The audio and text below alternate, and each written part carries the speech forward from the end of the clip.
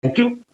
Greetings to all the participants here today, and a big thanks to Indian diaspora, Washington DC Metro, and Razi Bhai in particular for making our strong wish come true by organizing this historic event, wherein we will hear three leading personalities who are also descendants of Mahatma Gandhi and Netaji Subhash Chandra Bose, and they will speak on a subject which is crucial for India's future.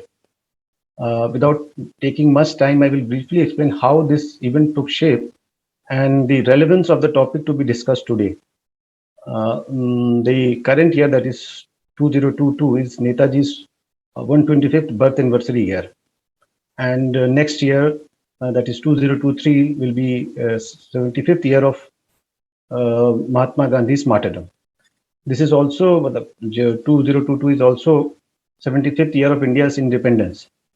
Hence, we think that this is the perfect occasion to remember these two great leaders and take inspiration from their vision on communal amity and unity in diversity.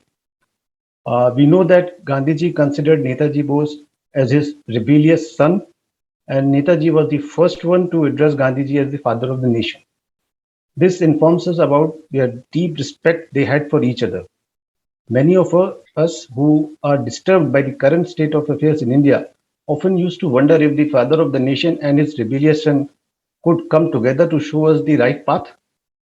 This wish is becoming true today. Although these two great leaders are not present today, their descendants are. These descendants have made a mark in their respective field by their own hard work and diligence. Seeing them at common platform today and talking about what lessons we can take from Gandhiji and Netaji is a lifetime opportunity. The event will be an eye-opener for those who look up to Gandhiji and Netaji with reverence, but have superficial information about their lives, works, and ideas. This event will burst the myth that has clouded public mind and misled many in India into believing that Gandhiji and Netaji were rivals. The topic of today's discussion is Indian nationhood and Hindu nationalism, lessons from Gandhiji and Netaji. The first part, Indian nationhood and Hindu nationalism, points out the huge conflict raging in today's India, and that is tearing apart its social fabric. The Indian nationhood keeps Indians at the center, irrespective of their caste, creed, gender, class, and faith. It represents the idea of India and constitutional nationalism, carefully nurtured, developed, and implemented by our freedom fighters and social reformers. It celebrates unity and in diversity based on common history and composite culture. This eclectic idea adopts all that is progressive and rejects discriminatory and regressive practices. Hindu nationalism, on the other hand, believes in a nation of Hindus, for Hindus, and by Hindus. It uses Hinduism to consolidate Hindus, but ignores that Hinduism also believes that all faiths lead to one goal. There are many ways to say truth. This form of nationalism is paralyzing mental and intellectual faculties of an increasing number of Hindus by injecting a heavy dose of communalism in public discourse. It will not be an exaggeration of fact if I say that today Hindu nationalism or Hindutva is literally bulldozing Indian nation. Not surprisingly, the person who has been recently re-elected as Chief Minister of Uttar Pradesh, the biggest state of India, takes pride in calling himself as Bulldozer Baba. Now let's come to the speakers today. Our multifaceted guest speakers will explain what lessons we can take from Gandhiji and Netaji to protect Indian nationhood from getting bulldozed. Besides being daughter of Netaji Bose and an economist, Professor Anita Bose is also a social democrat, a philosophy which believes in just and equitable distribution of resources among all people. Professor Sugata Bose is grand-nephew of Netaji Bose. He is an authority in history. He is also director of Netaji Research Bureau in Calcutta, a research center and archive devoted to Netaji. Along with his father, Shishir Bose, he has edited Netaji's autobiography, published in 2 volumes, Netaji's collected works, and several other writings of Netaji. He has also written Netaji's biography, His Majesty's opponent, Subhash Chandra Bose and India's struggle against empire. He was member of the lower house of the Indian Parliament from 2014 to 2019. Professor Rajmohan Gandhi is also a renowned historian, journalist, and a peace builder. He has written several books and biographies, including that of Mahatma Gandhi, Sardar Patel, C. Gopalachari, and Khan Abdul Ghaffar Khan. While Gandhiji is his parental grandfather, his maternal grandfather is Chakravarti Rajgopalachari, another giant of India's freedom struggle. He unsuccessfully contested Lok Sabha election twice. First in 1989 when he challenged the then Congress Prime Minister Rajiv Gandhi in Amethi, and later in 2014 from New Delhi. On both the occasions, his issues were peace and corruption-free governance. He was also a member of the upper house of the Indian Parliament from 1990 to 1992. During the emergency period in India, he raised public issues through his weekly journal Himmat. These three personalities clearly have been active academically, socially, and politically, and have shown mirror to whosoever is in power in an unbiased manner. They have also access to the authentic material written by and on Gandhiji and Netaji. Hence, whatever they will say today will be the most honest and trustworthy information and analysis which will clear our doubts and help us in developing a vision for the future. Thank you. Ji Raji bhai, to you. Okay, thank you very much. Wonderful. So today's format is a little different. Just for the audience, I'm telling that we will have a brief mini speeches or talks by three professors, and then there will be a panel discussion among themselves. And that panel discussion will be led by Professor Sugata Bose. And post this panel discussion, we will have our usual 20 minutes question answer session moderated by our co-host, Dr. Rafat Hussain. So let's start with Professor Rajmohan Gandhi, followed by Professor Anita Bose, and the last Professor Sugata Bose. Thank you, Razi Bhai, and thank you, Ashish, for your remarks. My father, Devdas, Mahatma Gandhi's youngest son, was 3 years younger than Netaji Subhash Chandra Bose, who was 28 years younger than Gandhi. I am proud and delighted to have this conversation with Netaji's daughter, Professor Anita Bose-Pfaff, who I can imagine as a younger sister to me, and with Professor Shukato Bose, who in my mind is like a nephew. Gandhi and Bose were born and raised on opposite ends of India. As the struggle for India's freedom proceeded, the two differed at times on strategy and tactics. On fundamental questions, however, they were at one. Both felt that India's people, diverse, hierarchical, often divided, should find mutual respect, equality, and harmony. While millions joined Gandhi to sing the line Ishwar Allah Tere Naam, Bose called his independence army the Azad Hind Fauj, using three wonderful Urdu words that will always remind us that Muslims are an essential, precious component of India, without whom India is not India. Moreover, Gandhi and Bose were clear that as a state, independent India would not be a majoritarian Hindu Rashtra. It would be a state of all Indians, for all Indians. It would be impartial toward all citizens, refusing to favor anyone more than others or harass anyone more than others. Long before independence, here is what a 40-year-old Gandhi wrote in 1909 in his famous tract, Hind Swaraj, quote, India cannot cease to be one nation because people belonging to different religions live in it. In reality, there are as many religions as there are individuals. But those who are conscious of the spirit of nationality do not interfere with one another's religion.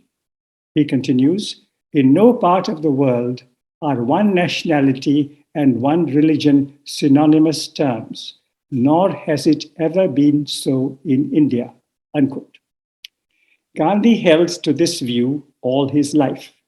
He countered Hindu nationalism, which was an influential sentiment, and Muslim nationalism, another influential sentiment, with the agenda of an Indian nationhood, centered on democracy and equal rights. In contrast, here is what M.S. Golwalkar, the chief of the RSS for 33 years, from 1940 to 1973, wrote in 1939, describing India's Muslims and Christians as foreign races. Quite a remarkable phrase.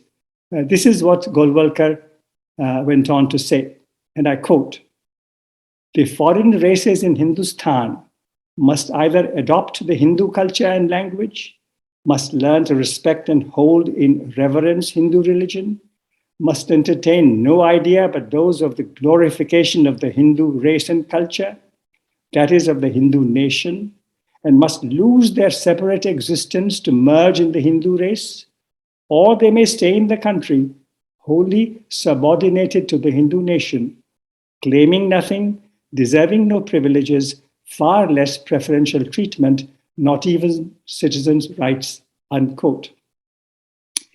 Now, Muslim traders first came to India, to both coasts of India's southern peninsula, in the 8th century or even earlier. Christians came to India even before that. In today's United States, a Hindu from India can become an American in 5, 7, or 10 years. A Hindu child born in the US is an American from birth.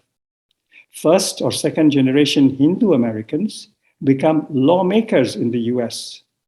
First or second generation Hindu Americans become lawmakers in Europe.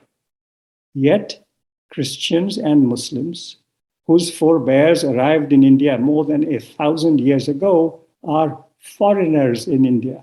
That is some logic.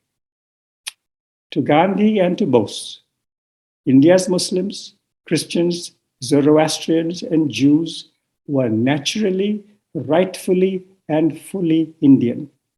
As far as Gandhi and Bose were concerned, Babur, the first Mughal, invaded India in the 16th century, but he made India his home, as did his descendants. According to Gandhi, God was God, whether called Ishwar or Allah or Khuda or Paramatma or something else. According to Golwalkar, quote, "The Hindu people is the Almighty manifesting himself. The Hindu people is our God," unquote. Hindu nationalists complain today that the 1947 partition did not empty India of its Muslims. Here is a recent news item from the Indian Express, quote, "On February 25, BJP MLA in Bihar, Haribhushan Thakur, told the media, quote, as Muslims were given a separate country at the time of partition in 1947, they should leave for Pakistan. If they live in India, they should live like second-class citizens. We urge the government to take away Muslims' voting rights," unquote. That's published in the Indian Express. Now, apart from the horror of this remark, the claim that India was partitioned on the basis of religion is erroneous.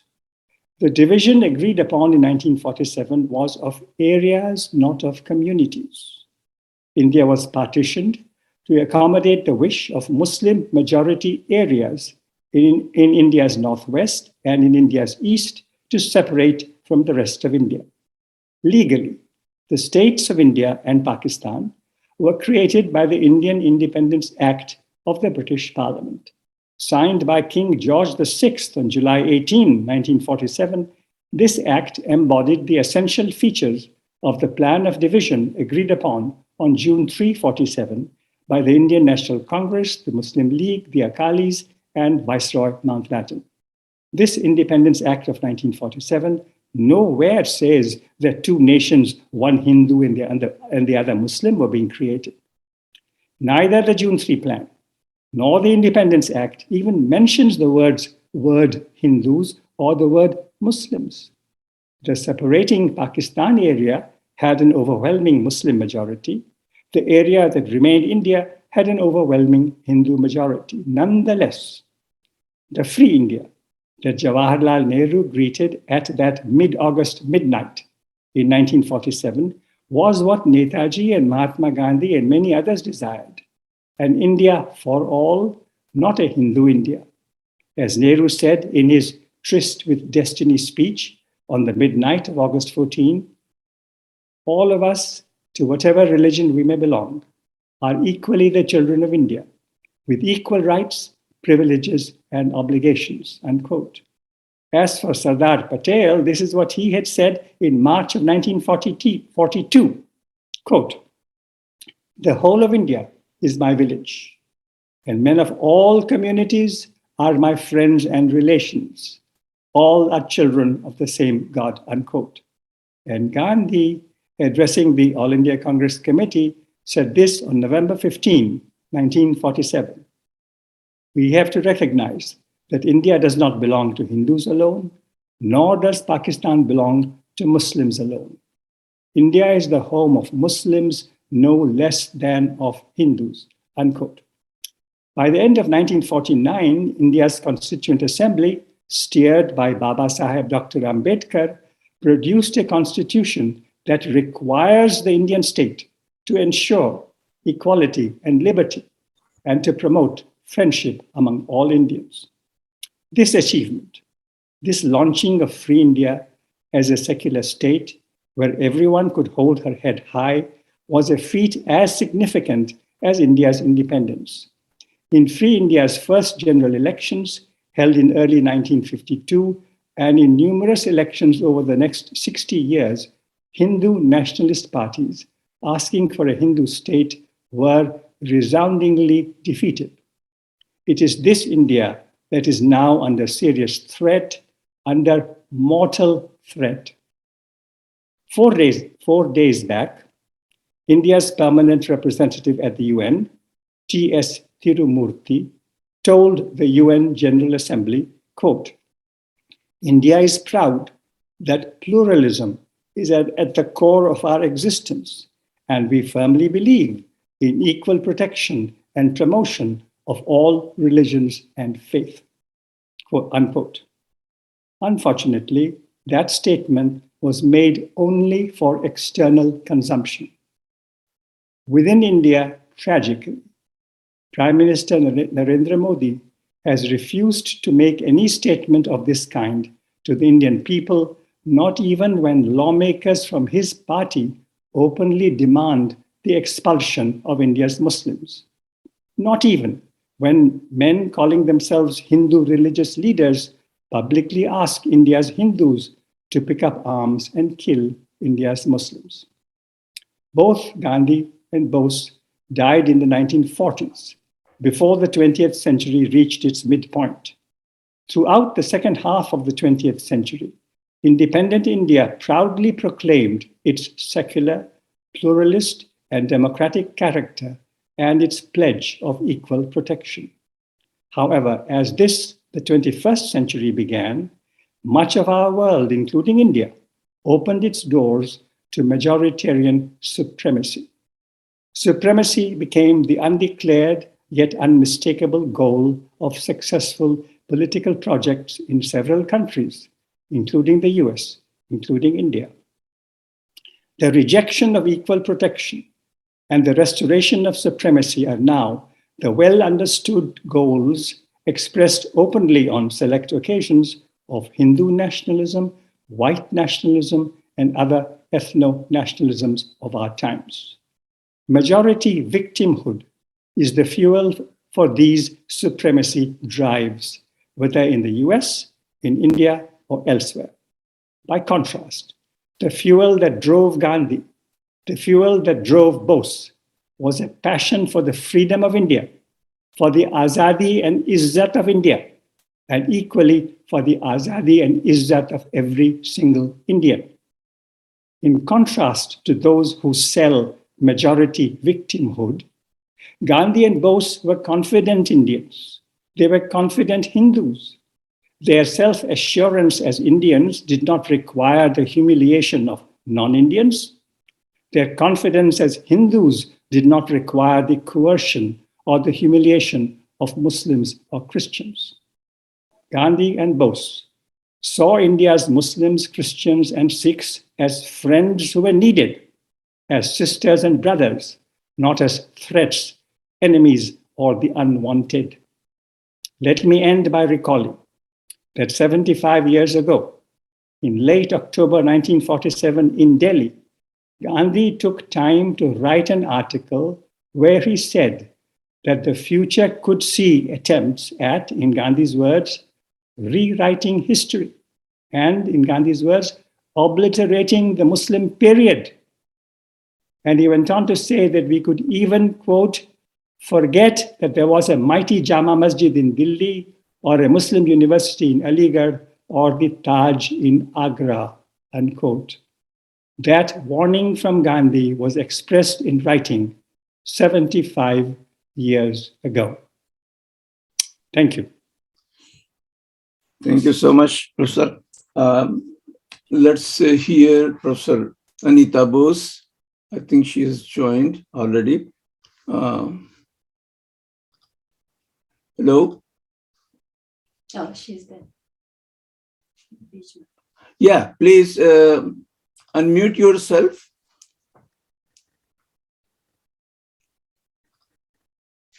Yeah, please, go ahead.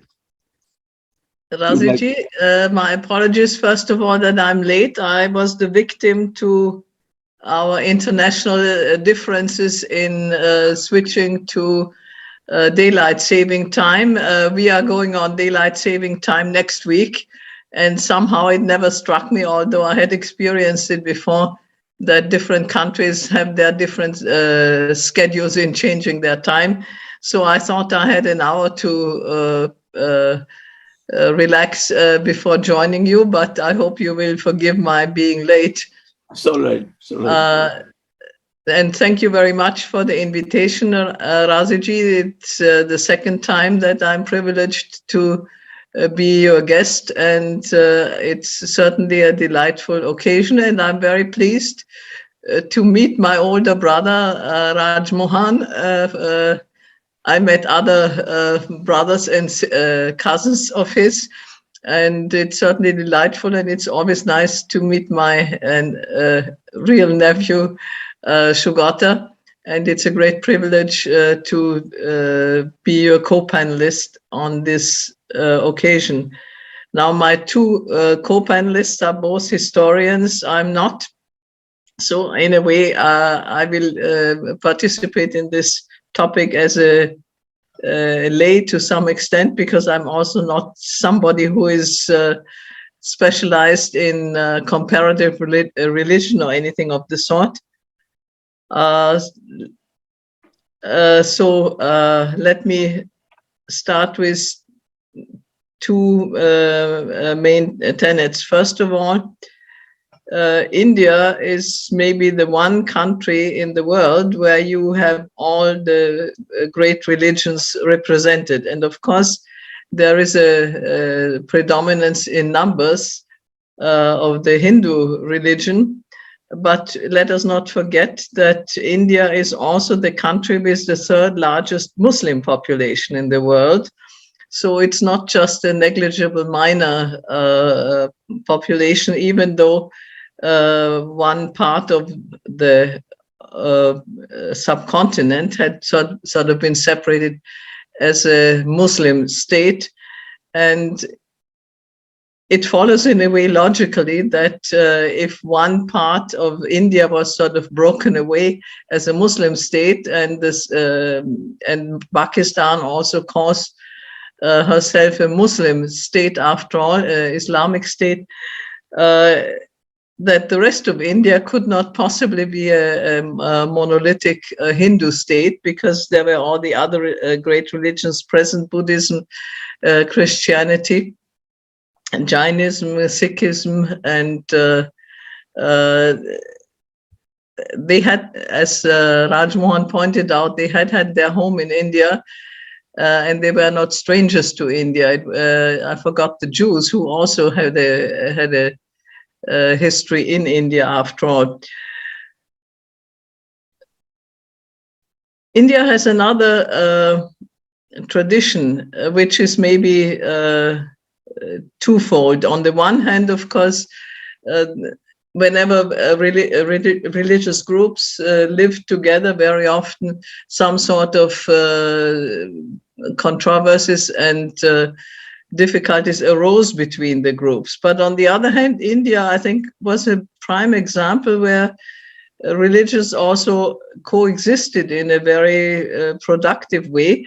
And for example, if we look at the Mughal Empire, there were many ministers and important persons who were in fact Hindus, and they were not forced to convert, but they could keep their religion, even though you might say that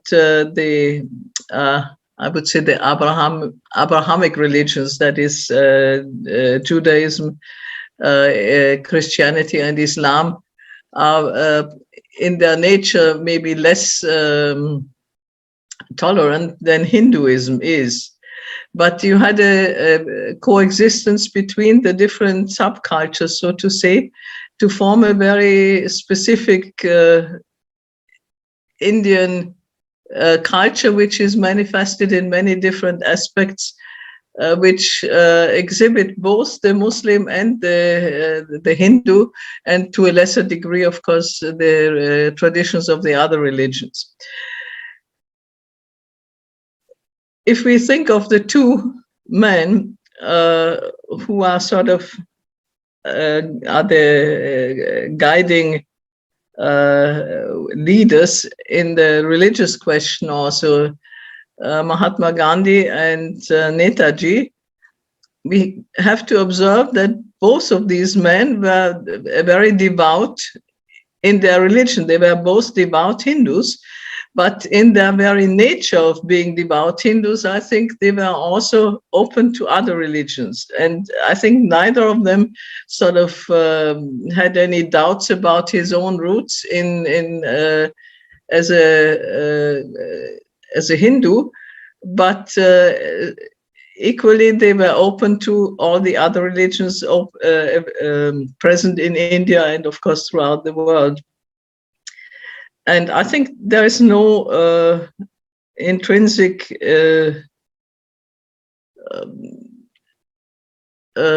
doubt that this is possible. In a way, I would almost say, if you are convinced of your own religious roots, so to say, it is easier not to be defensive, but to be open to other religions and to realize that these are all different ways towards the same end.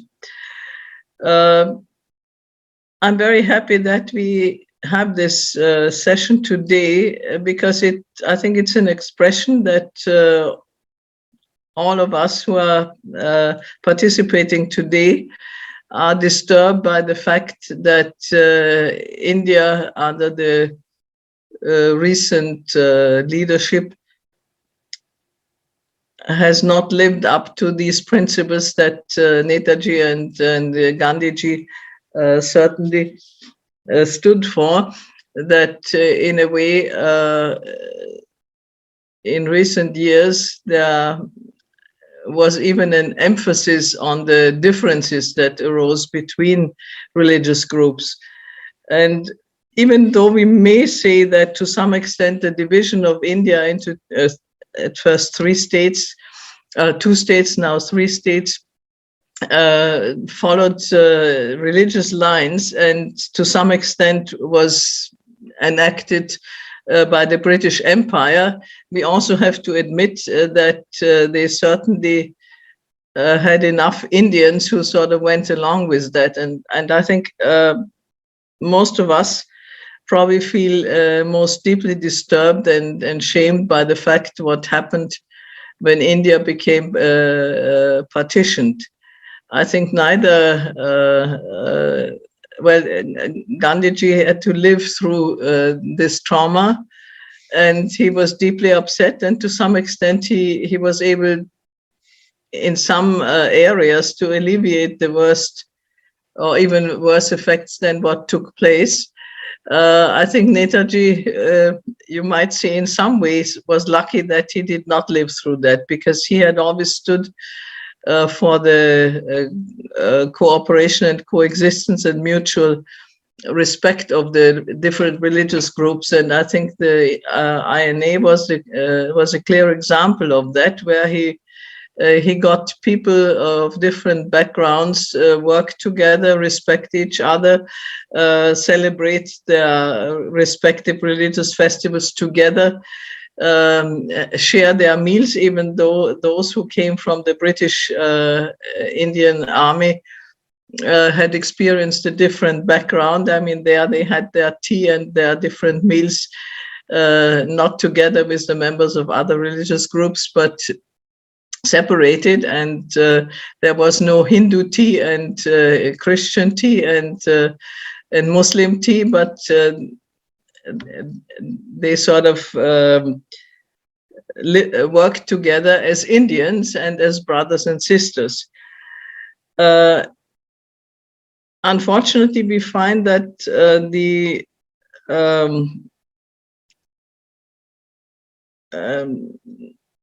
attitude that was held by those people who eventually sort of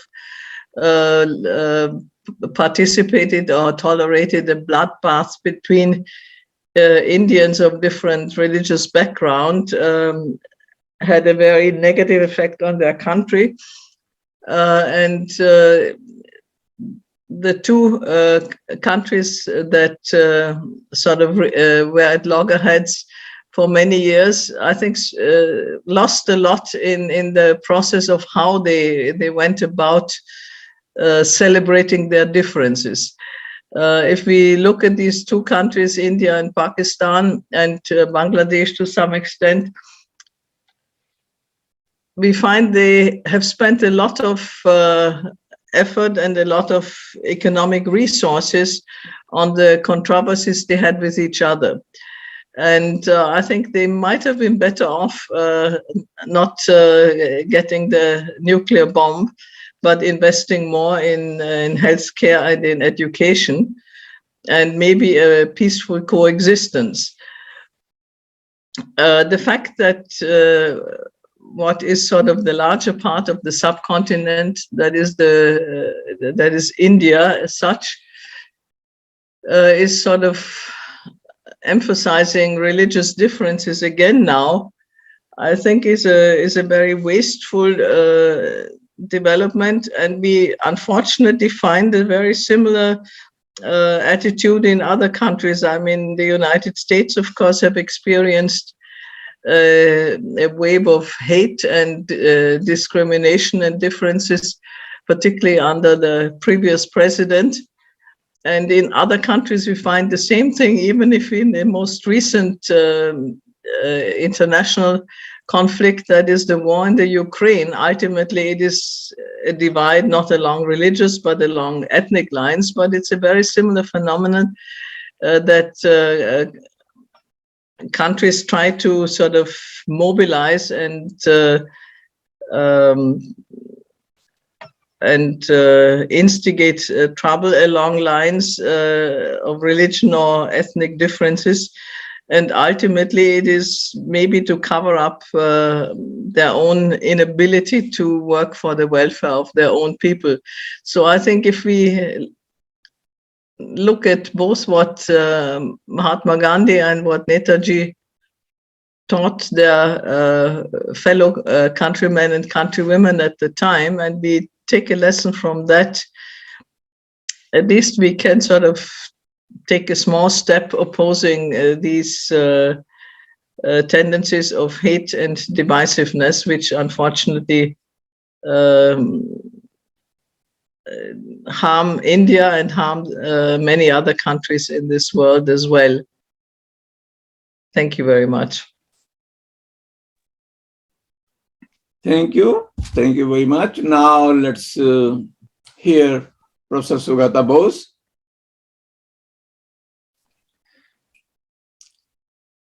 Yes.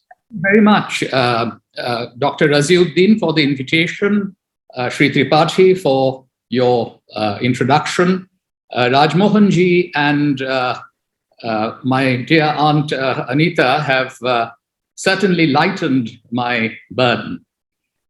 In February 2014, the American civil rights leader, Reverend Jesse Jackson, came to visit Netaji Bhavan, the historic house from which Netaji had escaped in January 1941, driven by his nephew, my father, Shishir Kumar Bose.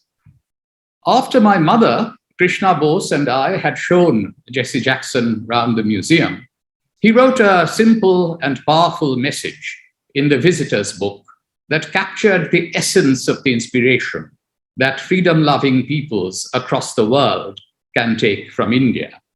He wrote, "Gandhi plus Bose equals liberation." Confusing majoritarianism with democracy and uniformity with unity, the current regime in India runs the risk of turning its back on the best traditions of Indian anti-colonial nationalism, as it behaves more and more like its colonial predecessor, drawing upon and on occasion reenacting colonial-era lawless laws. It seeks to extract the allegiance of India's diverse populace through coercive control from the center, thereby provoking greater alienation instead of nurturing a sense of belonging to the Indian Union. It is in this context of an erosion of political ethics that life as message of both Mahatma Gandhi and Netaji Subhash Chandra Bose acquires renewed salience. Just as Gandhian values cannot be reduced to a cleanliness campaign, extolling Netaji's military heroism sounds hollow if divorced from his unequivocal commitment to equality and religious harmony. Both exemplary lives need to be rescued from vacuous state propaganda and the distortions of fake history. On his visit to Bengal in December 1945, Gandhiji paid homage to Subhash in the bedroom of this Elgin Road home from where I am speaking and from where Netaji had made his great escape in 1941. Gandhiji was in Medinipur on January 3rd, 1946, when news came that the Red Fort Three, who had been sentenced to deportation for life 3 days ago, had been released. These Hindu, Muslim, and Sikh soldiers of freedom came from Punjab, but the INA had also undermined the British separation of martial and non-martial races and had large numbers of Tamils in its ranks. On February 10th, 1946, Gandhiji decided to revive his journal, Harijan, after a gap of 3.5 years. One of his first articles, published on February 12th, addressed the question of unity. Netaji's name, he wrote, is one to conjure with. His patriotism is second to none. His bravery shines through all his actions. The lesson that Netaji and his army brings to us is one of self-sacrifice, unity, irrespective of class and community, and discipline. Netaji, Gandhiji told military men who came to visit him in Uruli Kanchan in March 1946, had rendered a signal service to India by giving the Indian soldier a new vision and a new ideal. The Mahatma initially harbored a hope that Netaji would return to join him in the work for unity. On March 30th, 1946, Gandhiji explained in the Harijan his earlier feeling that Netaji could not leave us until his dreams of Swaraj had been fulfilled. He now could no longer rely on, quote, such unsupported feeling, unquote, as there was, quote, strong evidence to counteract the feeling, unquote. In the face of these proofs, the Mahatma wrote, I appeal to everyone to forget what I have said, and believing in the evidence before them, to reconcile themselves to the fact that Netaji has left us. All man's ingenuity is as nothing before the might of the one God. He alone is truth, and nothing else stands. The ideal of unity that Netaji had instilled in his followers remained alive. Abid Hassan beautifully portrayed the character of the army of liberation to which he belonged. What a group we were, and ours was but a unit among many of its kind in our army. I felt proud that I belonged to it. Every region in India was represented, and every religion and every caste mixed inseparably together, not only in bigger formations, but even in small platoons and sections, each unit being a living tribute to the unity of India. We had our different private faiths, we had our different languages, but in our purpose and in our political belief, we were a well-knit, determined, and indivisible whole. Once they reached Mandalay after their retreat from Imphal, Netaji came to meet them. The Sikhs oiled their beards, the Punjabi Muslims, the Dogras and Rajputs twirled their moustaches, and we, the indiscriminates, Abid Hassan said, put on as good a face as we could manage. As Netaji spoke to them, their weariness seemed to depart, and they felt refreshing new blood circulating in their veins. Abid Hassan understood the essence of his leadership. He was all we had, our leader, to whom each one of us, however humble, meant something, and who to us all meant everything. He belonged to us all of the Azad Hind movement, and entirely without any compromise. Abid Hassan then flashed back to October 1943 to illustrate the meaning of without any compromise by telling the story of Netaji's visit to the Chettiar temple in Singapore. He had turned away the head priest, saying, "What? Come to your temple, where even Hindus of other castes are not permitted entry, not to speak of members of other communities who are equally near and dear to me?" He agreed to go when the high priest returned with an invitation to an Indian national demonstration. When we came to the temple, Abid Hassan remembered, I found it filled to capacity with the uniforms of the INA officers and men and the black caps of South Indian Muslims glaringly evident. The memory I retain, he said, of Netaji's speech is one of an invigorating music as that of a symphony dedicated to the unity of the motherland. In April 1946, Gandhiji visited INA prisoners in the Kabul lines and the Red Fort of Delhi. He was told that they had never felt any distinction of creed or religion in the INA. But here we are faced with Hindu tea and Muslim tea, they complained. Why do you suffer it? Gandhiji asked. No, we don't, they said. We mix Hindu tea and Muslim tea exactly half and half and then serve. The same with food. That is very good, exclaimed Gandhiji, laughing. Over time, Gandhiji had moved closer to Netaji's philosophy of cultural intimacy among India's diverse communities. He was also nostalgic about the euphoria of the common political struggle a quarter of a century ago. The Ali brothers and I used to go all over the country together like blood brothers, he recalled on April 6, 1946. We spoke with one voice and we delivered the message of Hindu-Muslim unity and Swaraj to the masses. The climax of the joint movement had been reached in Delhi, where Swami Shraddhanand addressed a gigantic gathering of Hindus and Muslims in the Jama Masjid. It was a glorious day in India's history, Gandhiji declared, the memory of which we shall always treasure. The remembrance of the early 1920s Satyagraha and the example Netaji's INA became recurring features of his discourses on unity. You have achieved a complete unity among the Hindus, Muslims, Parsis, Christians, Anglo-Indians, and Sikhs in your ranks, Gandhiji told 60 senior INA officers who came to see him in Shimla in May 1946.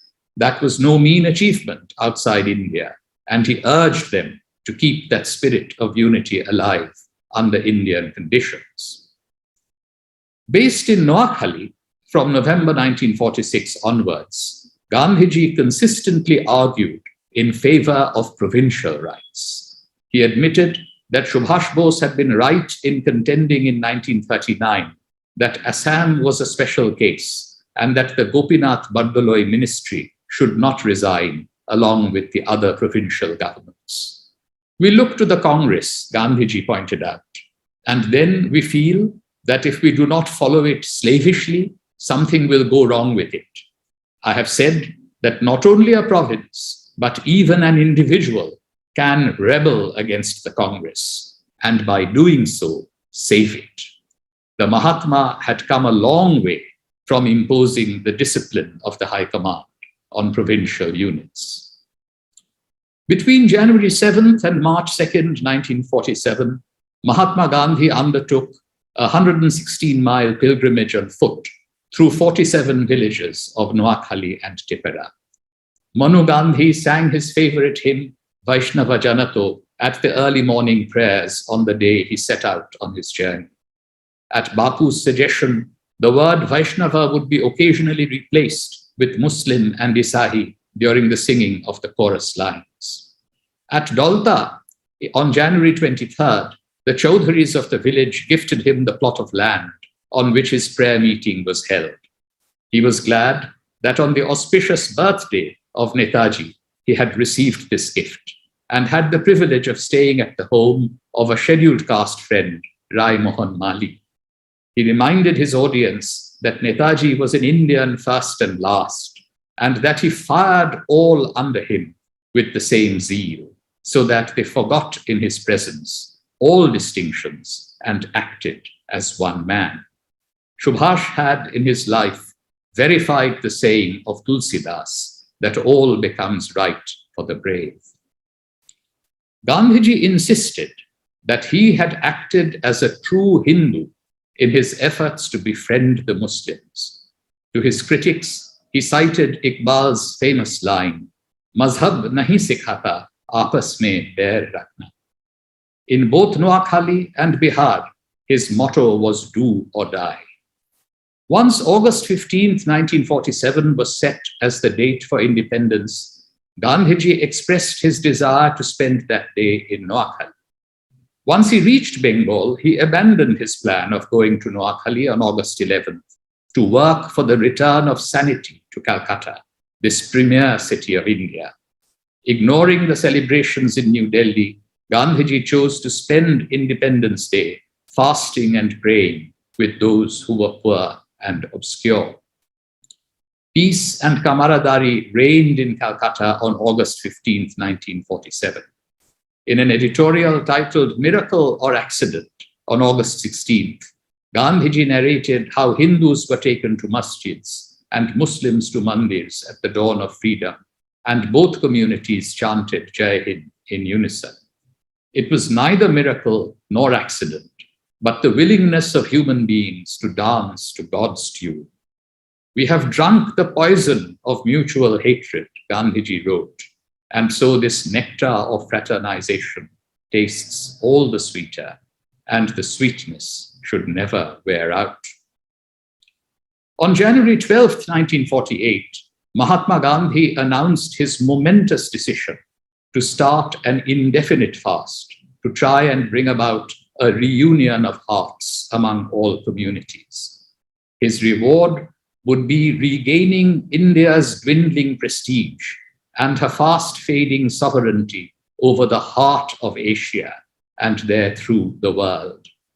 As he commenced his fast, "When I survey the wondrous cross" was sung, followed by recitations from the Quran and the Guru Granth Sahib and Hindu devotional songs. This was no ordinary fast. It was designed to avert a catastrophe that was overtaking the subcontinent and to assert that no one had a right to say India belonged to only the majority community and the minority community can only remain there as the underdog. He broke the fast to the chanting and singing of an eclectic range of Japanese, Muslim, Parsi, Christian, and Hindu scriptures and hymns, and the recitation of the ancient mantra, Om Asatoma Sadgamaya, Tamasoma Jyotirgamaya, Mrittorma Amritam Gamaya. Lead me from untruth to truth, from darkness to light, from death to immortality.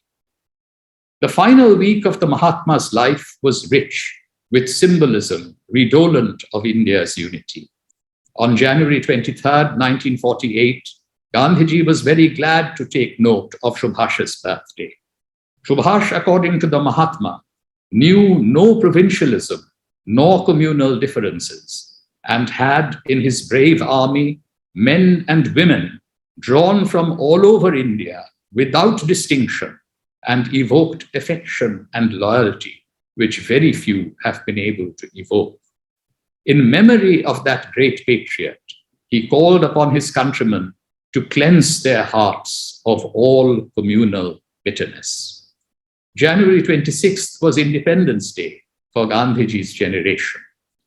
Let us permit ourselves to hope, he said on that occasion, that though geographically and politically India is divided into two, at heart we shall ever be friends and brothers, helping and respecting one another, and be one for the outside world. Today, India has need of both the saint and the warrior, and their shared message of unity that is respectful of India's myriad differences. Let us also note that there were qualities of the warrior in the saint and that of the saint in the warrior. To rediscover Netaji today in proper historical context, it is essential to heed the Mahatma's call to banish religious bigotry. To rediscover Gandhiji, we need to recall the genuine reverence that Netaji showed towards the father of our nation. Jai Hind. Wonderful. What a powerful message of unity and vision of Gandhiji and Netaji. So, are you going to become the moderator of this panel for 15 minutes? Yes, I would happy to. All right. Raj Mohanji said that he would offer the first question or comment, and then we will pick up the conversation from there. All right. Good. Raj Mohanji, you need to unmute yourself. And yes. Thank you.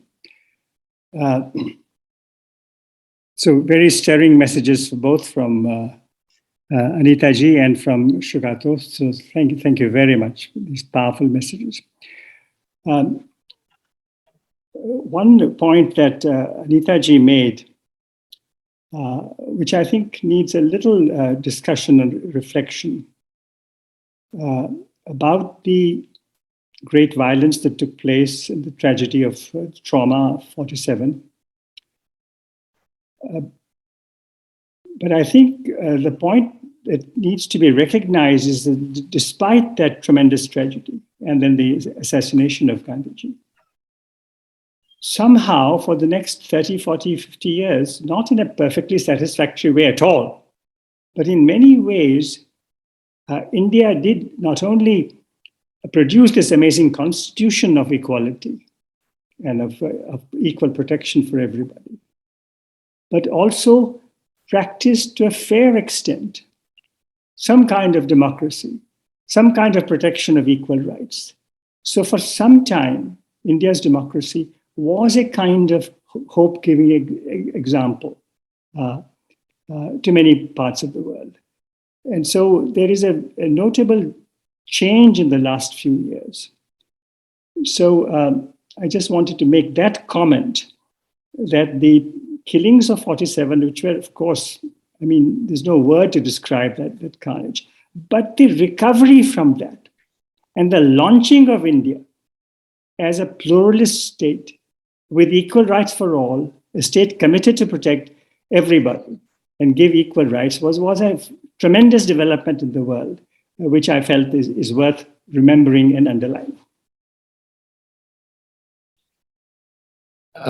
You have taken us forward in time, and yes, I think there are certainly very major changes that have taken place in recent times. there is a global rise of right-wing authoritarianism that both you, Rajmohanji, and Anita Aunty have referred to.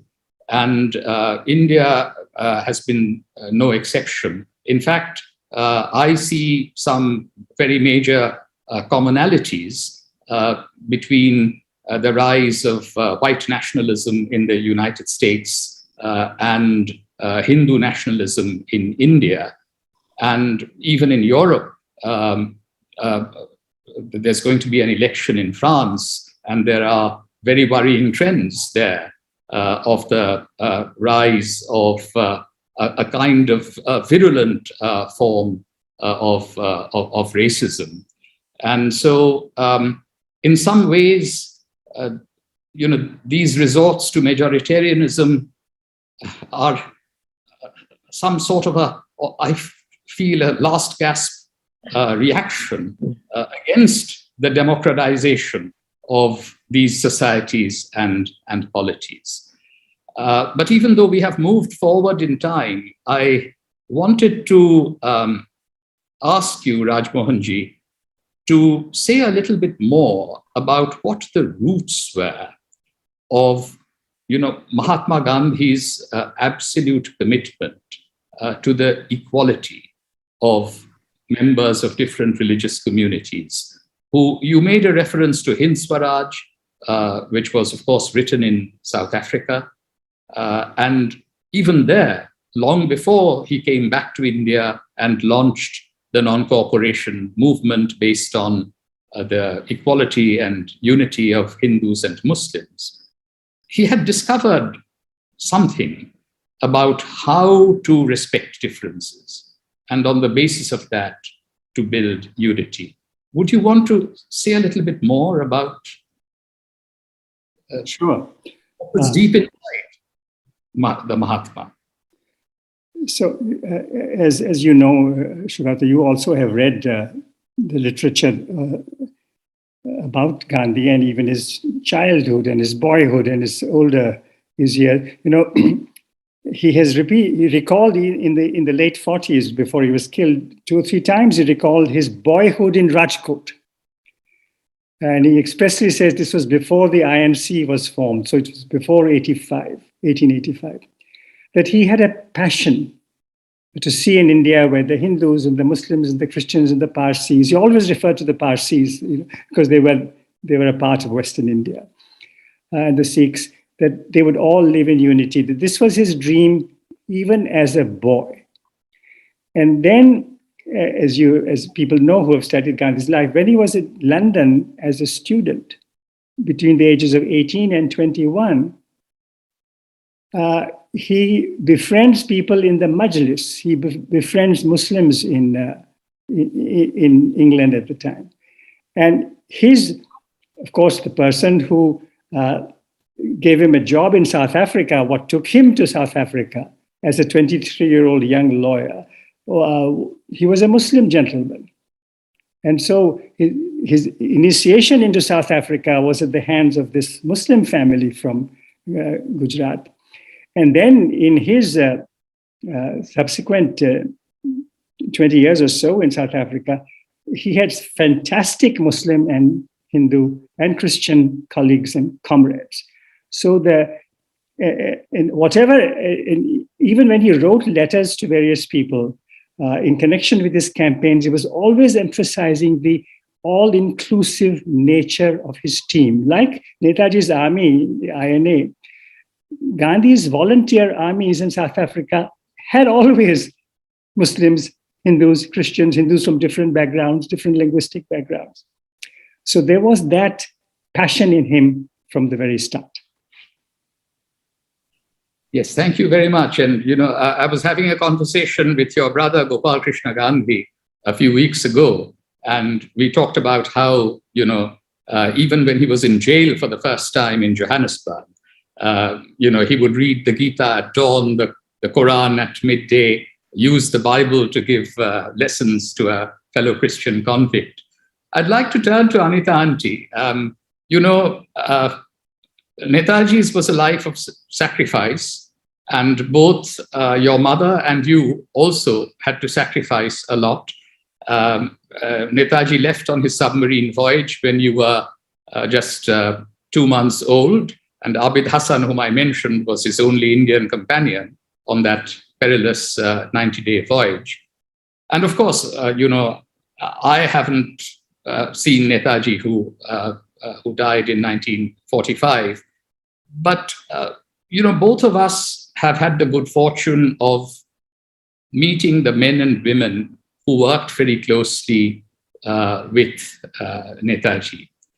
And, just as you referred to Rajmohanji as your brother, and, all of the members of the Gandhi family are our close relatives. So also, in a sense, the Azad Hind family probably is a very sort of close family. Perhaps our bonds with them could be even greater than the blood relationships that we have. And I thought that, could you sort of talk a little bit about how you learned about the forging of unity among Hindus, Muslims, Sikhs, talking to men and women who worked closely with Netaji later on? As you mentioned, both of us did not live during the periods that Gandhiji and Netaji were active, or our lives overlapped very little. But I think whenever I was in touch with members of the INA or with other members of the independence movement, I always had the very clear feeling that for them and also for Netaji, it had been a very close relationship in a way. I always felt that they are as much his family as we Boses are their family. And when people sort of started pointing out the differences between Gandhiji and Netaji and sort of tried to sort of emphasize an enmity between them, it always felt very strange to me, because of course I don't know that from him firsthand, but from my mother I know how strongly my father respected Gandhiji and looked upon him as a father. And we have to keep in mind that these men and women of the independence movement were exceedingly dedicated to a cause which took so many years and decades. And it was not at all clear when they would be successful eventually. But they had this complete dedication, and even though they may have differed on some issues as to how to go about things, their common goal was always, I think, paramount and the most important for them. And the dedication they had for their country also very clearly made all their countrymen and countrywomen, particularly those who were in the independence movement, their family. More so than, I would say, some of their blood relations who were not as dedicated as they were. And I have a feeling that Mahatma Gandhi maybe was in a very similar frame of mind, even though he may have been a bit more strict and reticent in the earlier stages. I must say, I always felt there was a great tragedy in his life insofar that at the time when India became independent, that certainly was not the form of independence that he had envisaged. And in a way, I think he was even a greater example possibly to people throughout the world who were involved in all sorts of emancipatory movements, who took him as their leader, and yet his own countrymen and countrywomen, or some of them who had a important position at the time, sort of went along with the idea of partition even though he was opposed to it, and even though he had been in a very strong position and sort of could always call their obedience, so to say, at that stage, I felt it terribly tragic that he was sort of almost left alone. I am often asked this question, but I'll pose this to Rajmohanji because it's a question about that period of partition. Now, my view is that the differences of 1939 often get hugely exaggerated, and it was a fleeting, certainly a very temporary parting of the ways.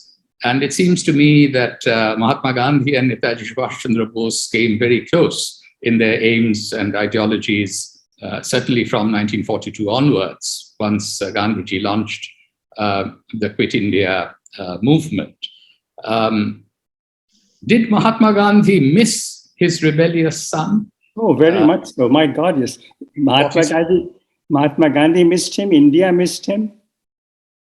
If only Netaji Subhash Bose had been in India at that time, who knows? The history of India and Pakistan, Bangladesh might have been so very different. But it is a fact that in 47, as my sister Anita points out, my young sister, so I need not even add G to it, I can call her Anita. So in 47, when Gandhi opposed partition till the very end, Patel was strongly in favor of it. Nehru was in favor of it. Rajgopalachari was in favor of it. Rajan Babu was in favor of it. Maulana Azad was unhappy about it, but he never made an issue of it. He kind of went quiet. The only one who supported Bapu at that time was Khan Abdul Ghaffar Khan. And then I think many also know of Gandhi's ingenious and idea of Jinnah being the prime minister of a united India. And that in the legislature, the Congress would, despite being in the majority, would support Jinnah. But the proposal was not even put to Jinnah, because Patel and Nehru and everybody else opposed it. But I agree with you that if only Subhash had been present, unity might have carried the day and partition might have been averted. But you know, those ifs and might have beens of history are very important. But maybe we should recognize that, you know, reality were as they were. Subhash, Netaji had left us tragically and bravely and courageously. And so he was not there, and Gandhi was alone. And when Gandhi found that the bulk of India was in favor of partition, he felt he had to yield. And then he supported the people who had opposed him, Patel, Nehru, Rajaji, and the others. And he helped the new leadership, even though they had rebelled against him, to launch Free India as a nation for all. I repeat, perhaps even more, after all, the independence of India, the INA played a tremendous part, Netaji played a fantastic part, the people of India played a fantastic part, but World War II played a fantastic part. So the independence of India was coming, and it came. But the launching of Free India as a nation for everybody was not automatic. That is not what world events were going to ensure. That happened despite the trends of hatred and revenge.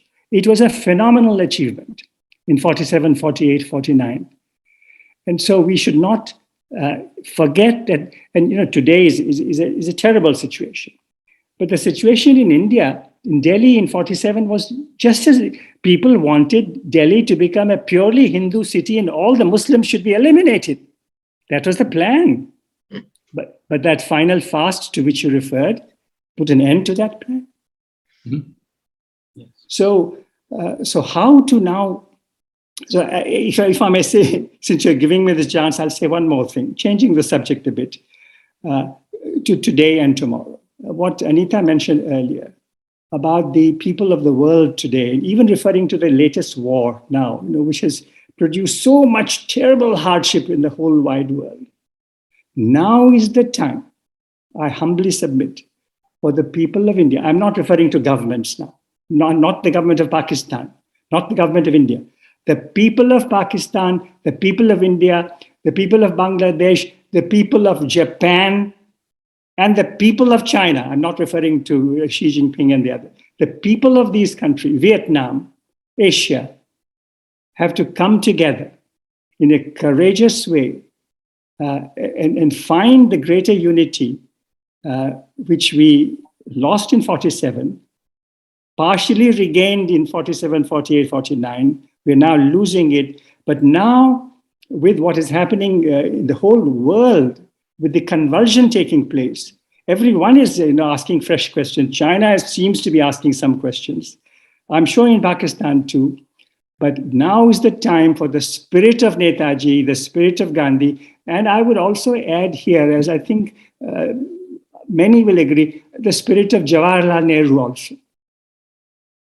And I would add of Vallabhbhai Patel and Maulana Azad, that we could now recreate a bond of the humble people of the world to do something on education, to do something on environment, away from armaments, away from bombs, away from killings.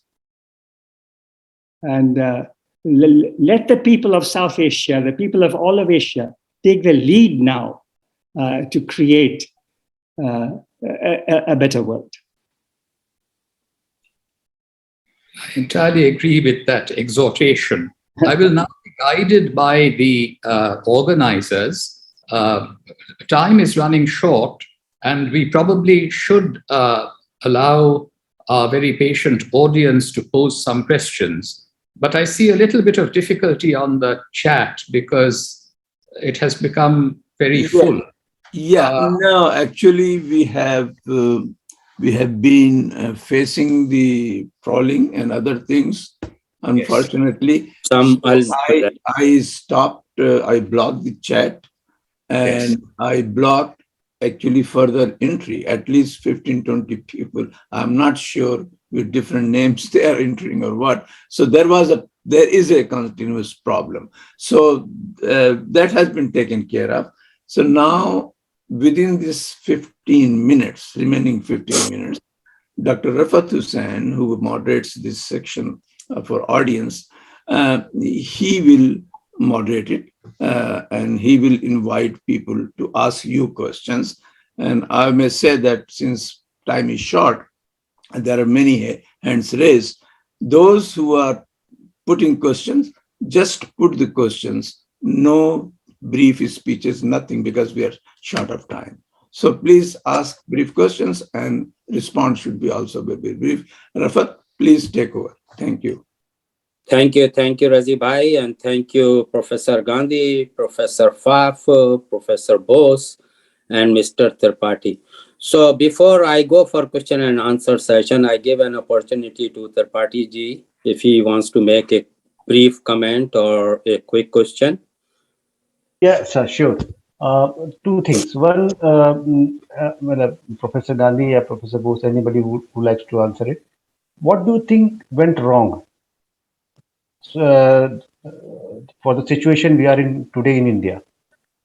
Do you think that Gandhi and Bose, we revere them, but we don't read about them, we don't talk about them, we don't follow them? That's why the situation is where we are in today. Because if you see in last 2 decades, there is a growing tendency, a growing argument that Gandhi and Bose were rivals.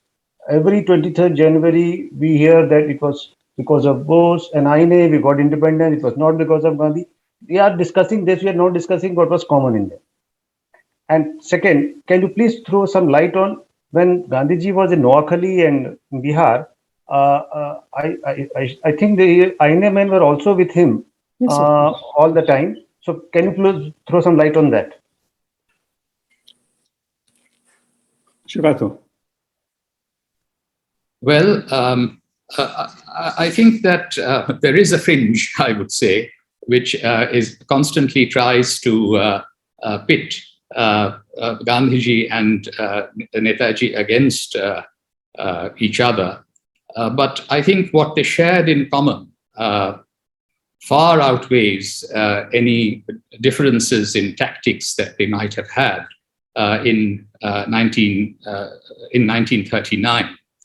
I come from Bengal, and I know that there is a strand of Bengali opinion that exaggerates what happened in 1939. But I grew up listening to my father telling me how he first met Mahatma Gandhi in the autumn of 1937, when Gandhiji came to live as a guest in my grandfather Sharad Bose's home. And he had the good fortune of being introduced to Mahatma Gandhi by none other than Subhash Chandra Bose. And he could see, and he always told me, how he came to appreciate the greatness of the man who was the leader of our country. I grew up with my mother telling me that when Mahatma Gandhi went on fast in 1943, she, as a 12-year-old, kept a fast for a day. And then when she was 15 years old, she wanted a charkha as a birthday present. So that is the environment in which I have sort of grown up, and I have always appreciated the close bond between Mahatma Gandhi and Netaji Subhash Chandra Bose. When we talk about the INA fighting in Imphal, the brigade of the 1st Division of the INA, commanded by Muhammad Zaman Kiani, which fought so heroically for our freedom, was named the Gandhi Brigade. And so there was mutual respect and affection. And maybe just as we should really try to promote a people's movement, not just in India, but across Asia at this moment of crisis. So also as citizens, we probably ought to speak out in very clear fashion, pointing out that how both of these great men, and also the galaxy of leaders that Raj Mohanji has referred to, believed in the values of equality and unity. Thank you so much. And so, as Razi Bhai said, that chat is disabled because of some uncivilized behavior, you can say. So you have to please raise your digital hand. And I have already 10 people lined up. So my request is, as Razi Bhai said, should be very brief, and the same humble request to all the speakers, please be brief in your response. And and it will be nice if the questioner can ask a specific question to the specific speaker, so we can save some time. And if you can point your question directly to the speaker, a specific speaker. So next person is Fazal Khan, and after that Imtiaz Khan. So please be ready. Fazal Khan sahab.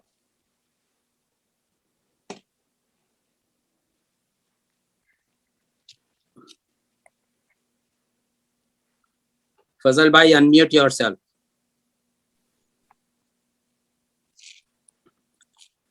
No, we don't hear you.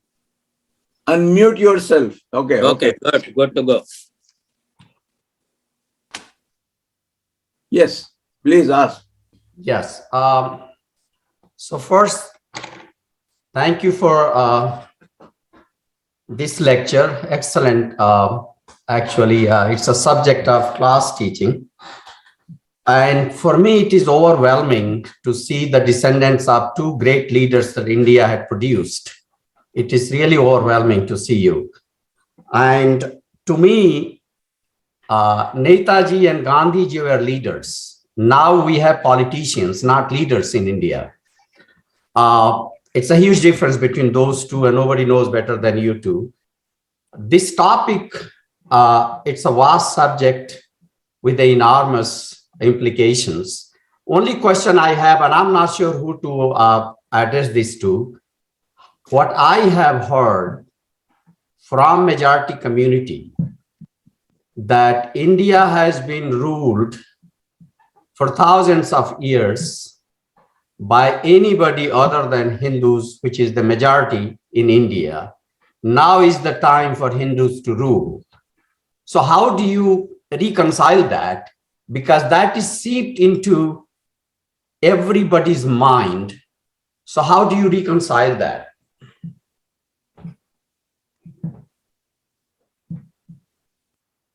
I think Rajmohanji has already said in his remarks how Gandhiji viewed Indian history.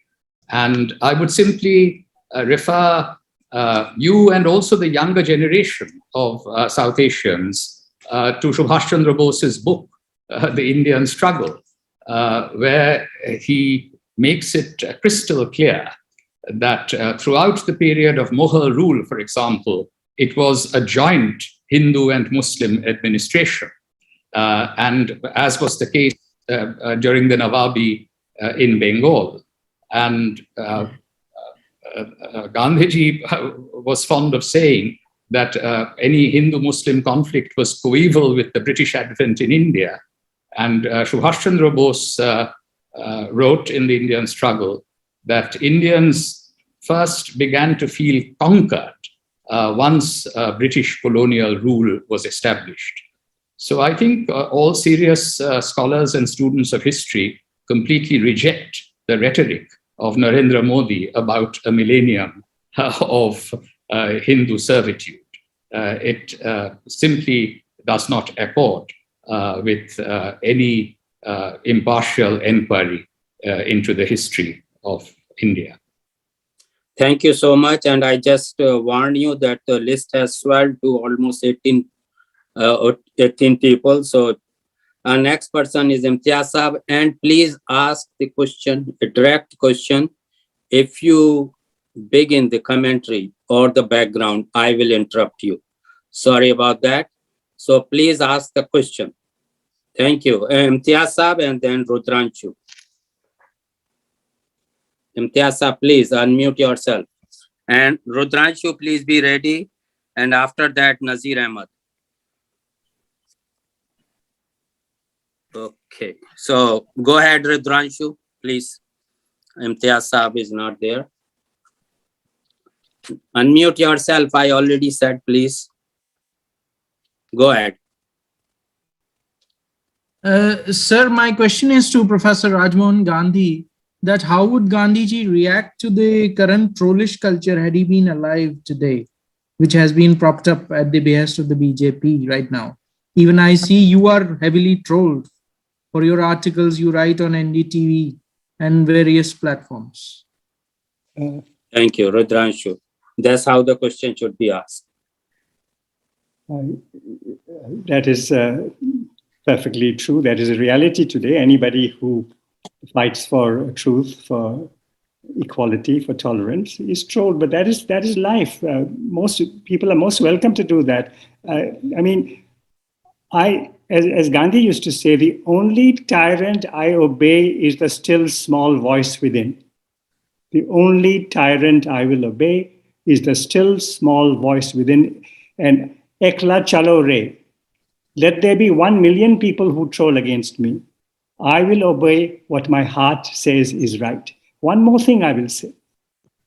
It is not a question of finding out where Gandhi was right, where Gandhi was wrong, where Netaji was right, where Netaji could have done even better, where Nehru is wrong, etc., etc. The time has come now not for leaders, but for individuals, for all so-called ordinary people. It is the age of the individual courageous activist. You know how many amazing reporters today courageously reporting what is happening? women, how many brilliant, courageous, fearless women are fighting, humble people, Dalit women, Muslim women all across India.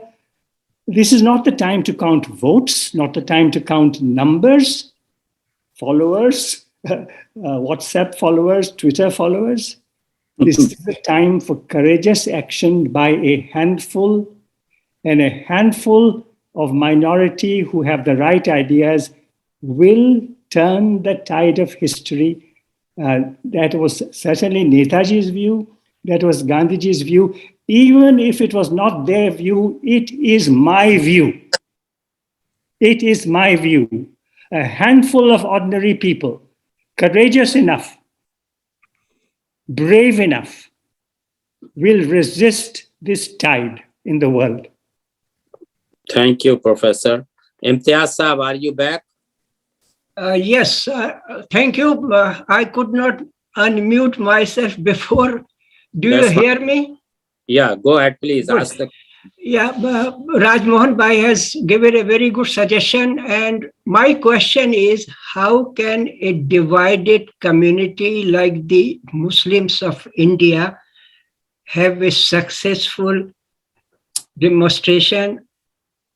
We know that for CA, there was a sustained demonstration, but the Muslim community in India is very divided and totally unaware of the dangers they are facing. So what is the suggestion for them? Thank you. ये किसको सवाल पूछ रहे हैं आप? आप ही बता दें. Well, Professor Sugata Bose and Rajmohan Bhai both can answer this one. Sugata ji, please. I think that we should accept that Hindus are not a monolithic community. So also Muslims are not a monolithic community. And if there are differences, these can be expressed in both articulate and civilized ways. And it's best, not to think in terms of these religious communities as being a given sort of from the past. However, I will say that when there is discrimination against a religious community, it is not only the members of that religious community who should speak up, but others should too.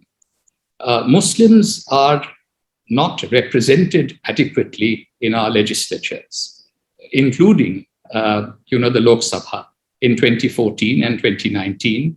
And that is because the ruling party does not even offer nominations to those who happen to be Muslims.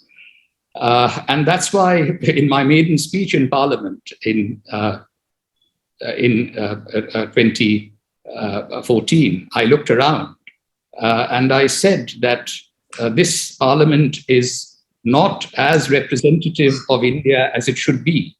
In the United States, we often hear a phrase, does this particular institution look like America? And very often it does not. And so that is something that we ought to bear in mind. Maybe, even though this is becoming a longish answer, I should refer back to a rather obscure event where Subhash Chandra Bose, as Chief Executive Officer of the Calcutta Corporation, had appointed a large number of Muslims who were underrepresented way back in 1924. And he said that he would support what he said were the just claims of Muslims, Christians, and members of the depressed classes. And Mahatma Gandhi sprang to his defense in Young India. And this is what he wrote. I note that the Chief Executive Officer of the Calcutta Corporation has come in for a good deal of hostile criticism because of his having given 25 out of 33 appointments to Musalman. I have read the statement made by the Chief Executive Officer. It is a creditable performance. If Hindus wish to set India free, they must be willing to sacrifice in favor of their Musalman and other brethren. Now, both of them were directly addressing the problem of underrepresentation. And therefore, what I will say is that let there be differences among Muslims, let there be differences among Hindus, so long as they are respectfully expressed. But let us cross that particular religious boundary, and let us not be afraid to speak for one another. Thank you. Nazir Ahmad Saab and then Hassan Ghiyas Saab. Please. My question relates to the cabinet mission plan and Gandhiji's position on it. We all know the statement that was made by Pandit Jawaharlal Nehru, the sequel, the positions that were taken by the Indian National Congress, the Muslim League, and the outcome of it.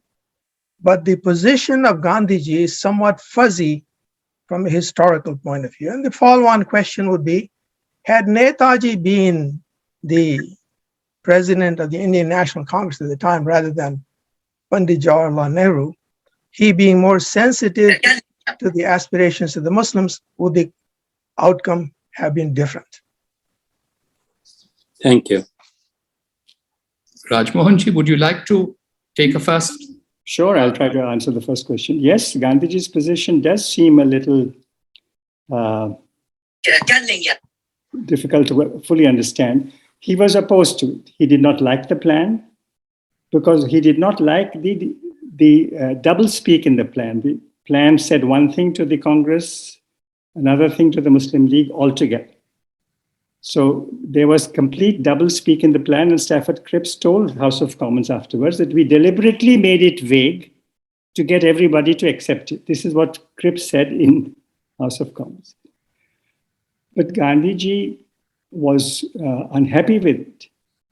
But the bulk of the Congress, so what happened in 46 was a precursor of what would happen a year later. Gandhiji did not like the plan, but the leaders were very keen on it. And so Gandhiji accepted it. Just as later, a year later, the others were very unhappy about it. You see, so Gandhi knew that the people who were going to run the country were Nehru, Patel, and the others. And he was perfectly, despite his unease, he was not able to do much about it. Rajmohanji, I have a slightly different reading of Mahatma Gandhi's attitude towards the cabinet mission plan. At first, he was quite hostile. For example, on the 8th of May, 1946, he actually said that grouping was, quote, really worse than Pakistan, unquote. But then, after a very careful perusal of the 16th May cabinet mission statement, he, I think, rose above the usual nationalist suspicion of British perfidy to give a more measured opinion on the 20th of May. And he said that it was, quote, the best document the British could have produced under the circumstances. And when he was opposing partition of Punjab and Bengal, he, I think, was falling back on the cabinet mission plan. But what I would say about the second part of the question is that we should understand that anti-colonial nationalists, including Deshabandhu Chittaranjan Das, Subhash's political guru, and Netaji Subhash Chandra Bose, had for a very long time spoken about India being an independent federal republic. And the anti-colonial visions of federalism, respecting difference, were much more far-sighted than a British plan that was sort of produced in 1946. Even though I think it's probably true to say that the cabinet mission plan of the three-tiered sort of constitutional structure would have been one possible way of averting partition along religious lines at that time. Thank you. Hassan Ghiyas Saab and then Sayyid Amir Saab. Hassan Ghiyas Saab. The question is to Professor Shugato Bose. is the resurgence of totalitarianism that we see in the world today because the lessons of World War II have been forgotten?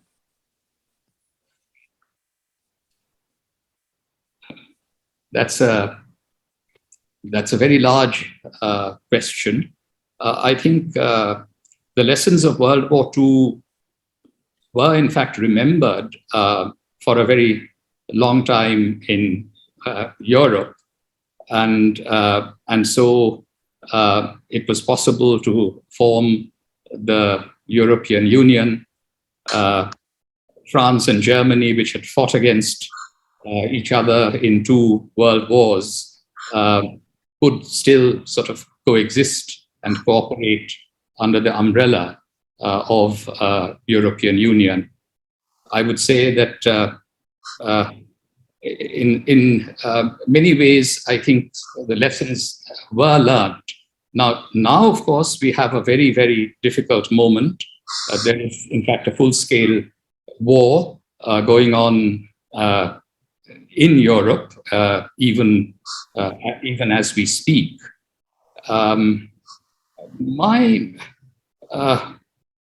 sense is that it's not so much that the lessons of the Second World War have been forgotten, but that there has been in the 21st century a movement, against the democratizing processes that had taken place in many parts of the world. And that is why those who were privileged feel threatened, those who had been privileged. And therefore, they are falling back on ethnic majoritarianism, racial superiority, in the case of India, religious majoritarianism. And I would also say something else, that unfortunately, the promises of secularism and socialism were not kept. They became empty slogans by the late 20th century. They need to be reinvested with new meaning. And that is why I think that we have this drift, certainly towards authoritarianism, and you are using a stronger term, totalitarianism. Thank you. I just wanted to remind there are 11 people still lined up. Sayyid Amir Saab and then Ranbir Banerjee Saab. Sayyid Amir Saab. Thank you. Thank you, this very distinguished panel. I spent my growing years in India, and one thing I'm mystified now is that there wasn't all that much information about Netaji Bose. We knew very little. I mean, even his death remained a mystery for a long time, and I'm not sure.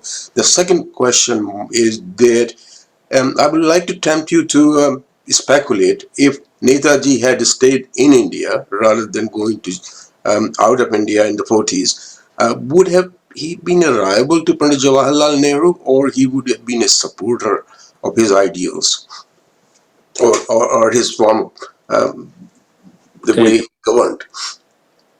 Thank you, Amir. May I ask, try an answer to that? I think a bit of both.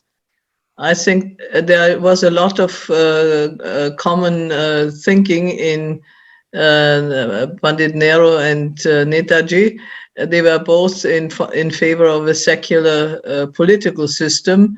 They were both leftists. They were both, for those days, relatively modern.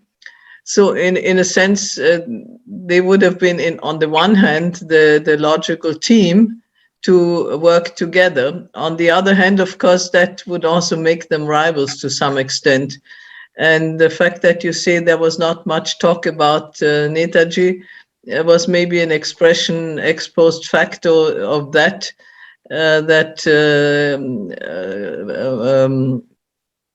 not so much Jawaharlal Nehru himself, but maybe the people around him. Sometimes I would call them the minions around him. Sort of tried to enforce a narrative claiming that it was only the non-violence movement, which led to independence. So I think if they had lived together in India after independence, quite conceivable that they might have been rivals. On the other hand, if you look at the political spectrum of parties, in essence, their program was very similar. They certainly would both be opposed to what is going on in terms of Hindu nationalism today. Thank you. Thank you, Ranbir Banerjee Saab, and then Lalita ji. Ranbir Banerjee Saab, go ahead. Yes. My question is to Professor Bose, Sugata Bose. This is in regards to pre-independent India, when we found out in Calcutta, especially Bengal Provincial Congress, when Subhash Bose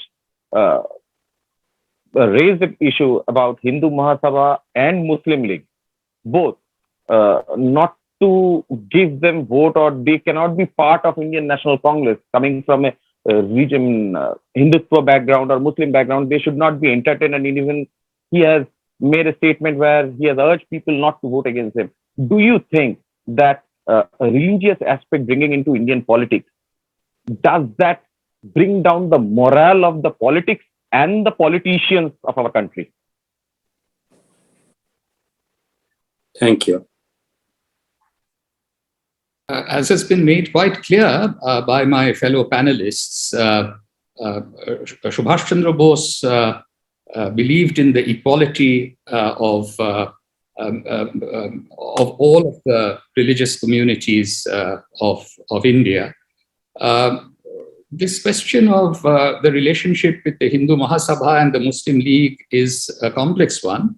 In 1938, as president of the Indian National Congress, he was certainly, opposed to the Hindu Mahasabha, gaining ground.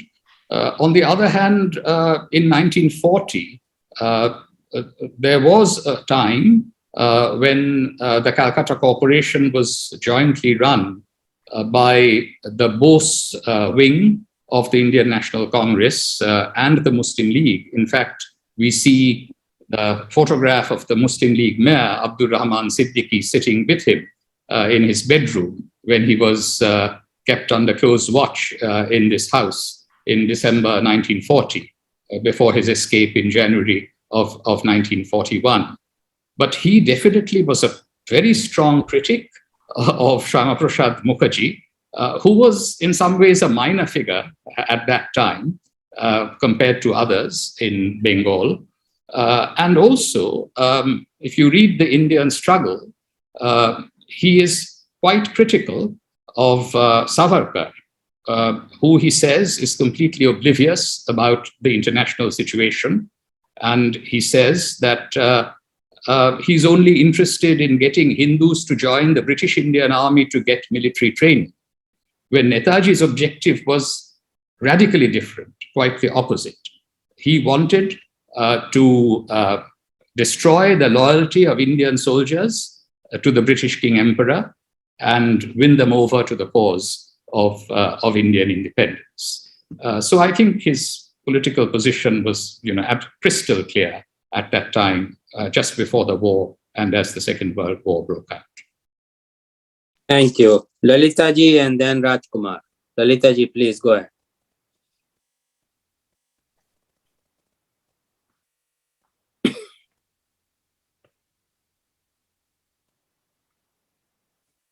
Rafat, quickly move to others. Rajkumar ji.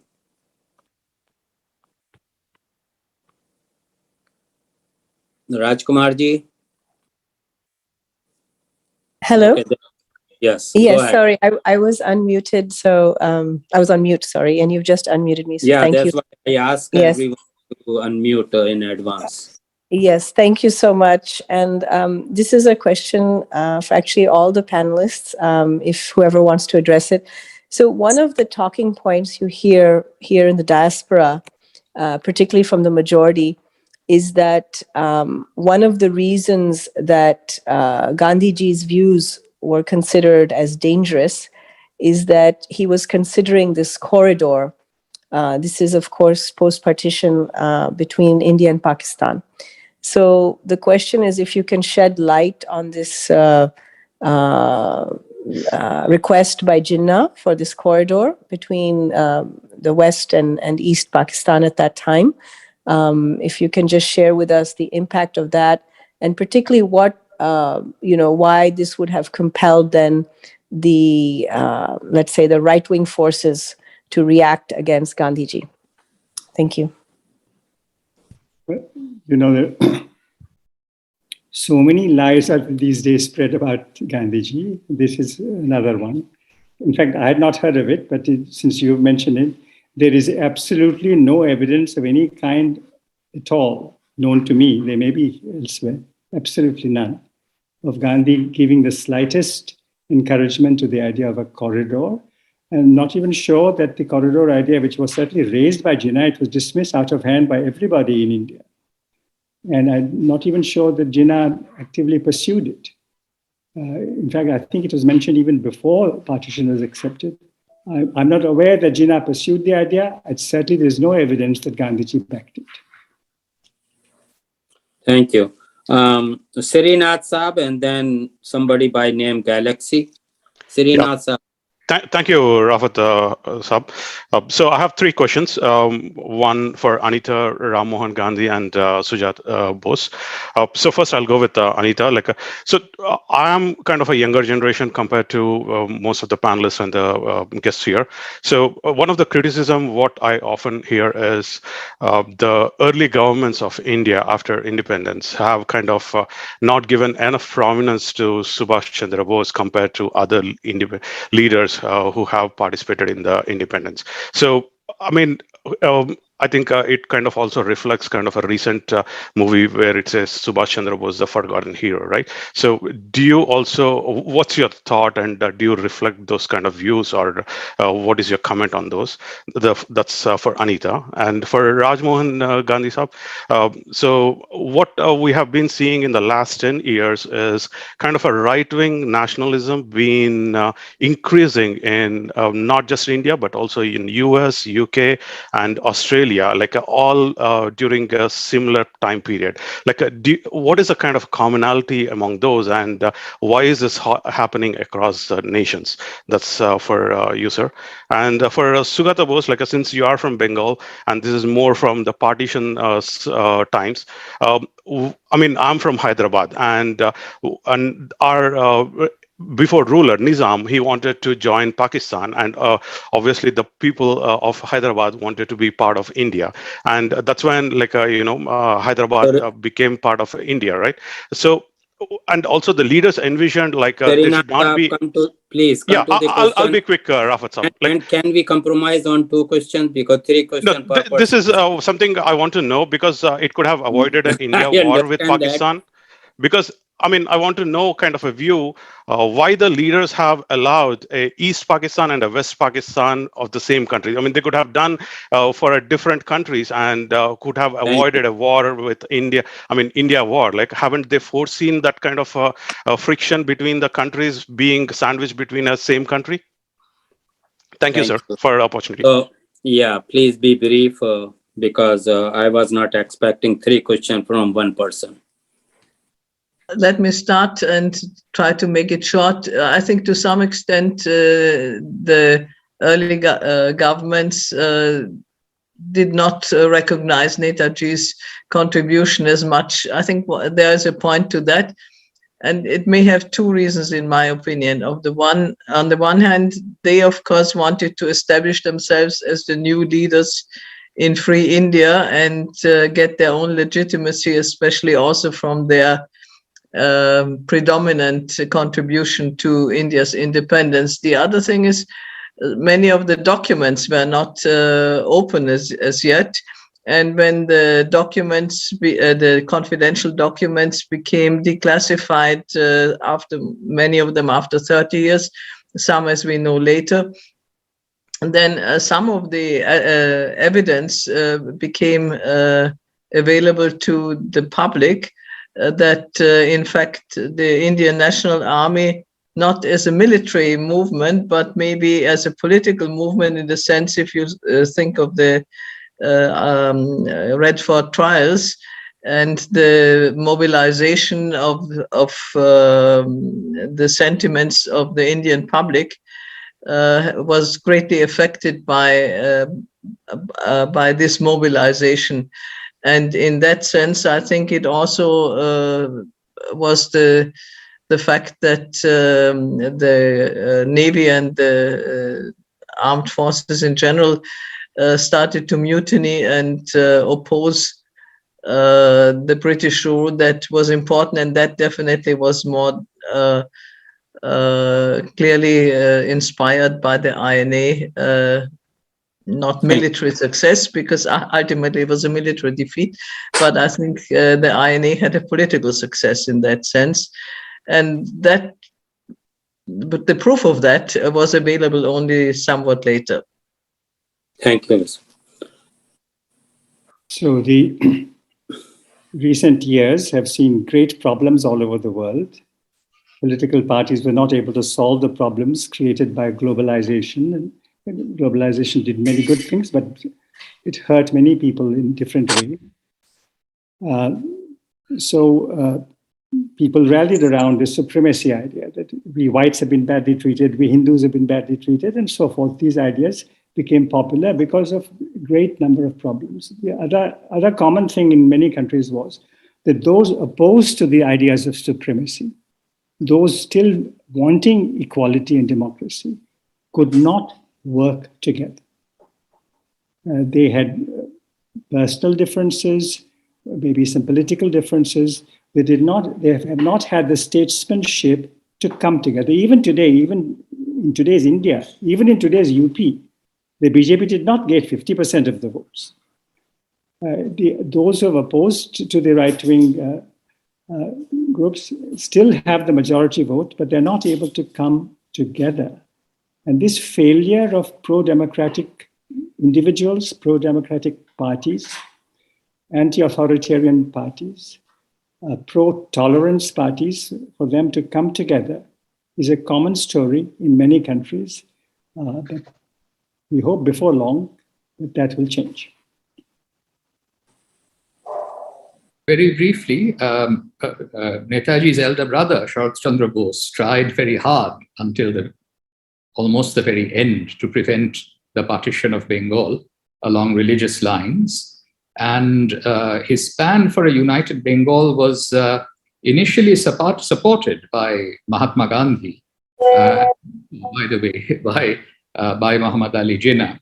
And as late as 28th May 1947, Mountbatten had recorded 2 alternative broadcasts in London, and one of which, broadcast B, suggested that the Hindus and Muslims of Bengal had come to an understanding and that only Punjab would be a candidate for partition. But the Congress High Command, Nehru and Patel, were not prepared to concede the Bengal exception. At that stage, they were keen to take power at a strong center and let the Muslim majority areas opt out. And that is why on the 3rd of June, the partition plan was broadcast. This is a complex story, but I've written about it elsewhere, which you might want to read. Sorry, sir. If I may interrupt. My question is more towards why there was a East Pakistan and West Pakistan of the same country, and not about the partition. Why was it So let's move on. And my dear panel, that we have come close to 1 o'clock now, US time. So I just wanted to, this is my duty to ask you guys how many more questions you want to take, or we should stop here, because there are only 1 question. Can I ask a question? Only 1 question. It will be brief. 8 may, yeah, go, hold on, please. Yeah, please let us. Galaxy Saab, I will give you a chance. So hold on. Me too, let me ask the panel how long they wanted to stay, because our assigned time is almost over. So please let us know. You want to go 5 more minutes, or you want to stop now, whatever you decide. Your choice. And thank you so much for staying so long. At least it's very long in India, late hours in India. Shall we wind up in 5 minutes? Would that Okay, be? thank you, sir. Thank you. Okay, Galaxy Saab, if you want your question to be answered, be very brief. I'll be very brief. I'm Go ahead. from UNESCO Institute of Cooperation, and I just wanted to know. It's not about history, but Gandhiji wanted Ambedkar sir to be the draftsman of the Constituent Assembly. But in recent times, the Ambedkar's family has been incarcerated. Anand Teltumbde sir and his brother has been killed. What is your opinion on this? That's all. Nothing else. Thank you. Well, I know that Anand Teltumbde and many other people, intellectuals who are trying to help the situation, have been in detention for 3 years without any trial. This is a story in many parts of India, and it's a very unfortunate story. And we should spread word about this, that in supposedly democratic India, this sort of thing is happening. Thank you. Okay, my next question. My question. No. Thank you. Hey, last one. You No, said 5 minutes. 5 minutes did not happen. Here is my question, please. So we know the differences between Vallabhbhai Patel and Bose. Bose was very close to Vithalbhai Patel ji.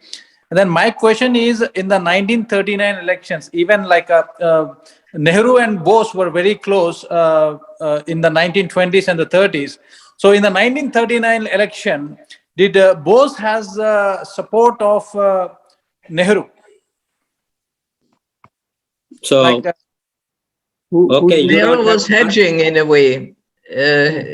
He did not support Netaji clearly, but he also did not oppose him clearly. He was neutral. Nehru was neutral then. How neutral was he? He has to vote, right? They agreed on many political issues, but in essence, since Gandhiji was opposed to some of the issues, I don't have the time to go into the details, but Nehru was not willing to oppose Gandhi. Thank you. You're riding two horses. Okay, He was the great father of all these sons, after all. Okay, Saravant Saab, that would be probably last question. Saravant, and my sincere apologies to those who I couldn't entertain those questions. There are 5-6 more people lined up. I'm so sorry. Saravant Saab, that would be the last question. Question again.